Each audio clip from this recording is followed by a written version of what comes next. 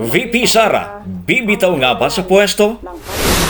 Mag-resign bilang Vice President ang posibleng maging next play ni Inday Sara kasunod ng maaga niyang pagdedeklara ng laban sa pampanguluhang halalan.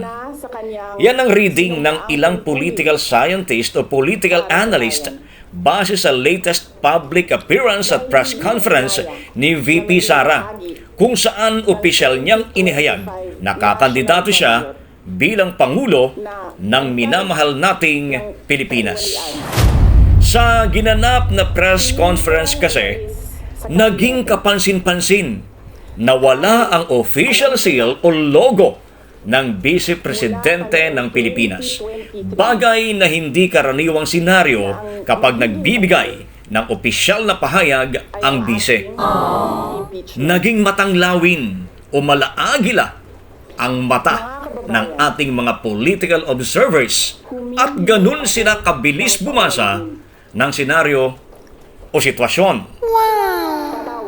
The absence of the Vice President's official seal is a clear message na posibleng ngang iwanan na ni Sara ang kanyang pwesto sa gobyerno.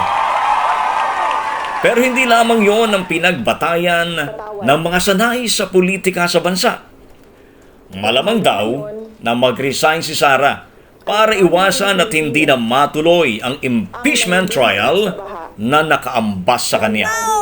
Kung matutuloy kasi ang trial at sakaling mahatulang guilty, hindi na mangyayari ang pangarap niyang maging presidente.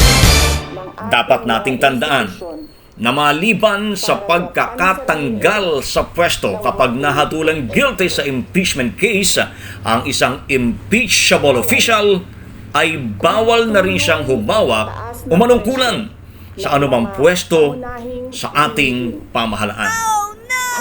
Malamang iniiwasan din ng Vice Presidente ang impeachment proceedings dahil mauungkat at mas mahayag sa publiko ang iligal o mga iligal na aligasyong ikinukulapol sa kanya.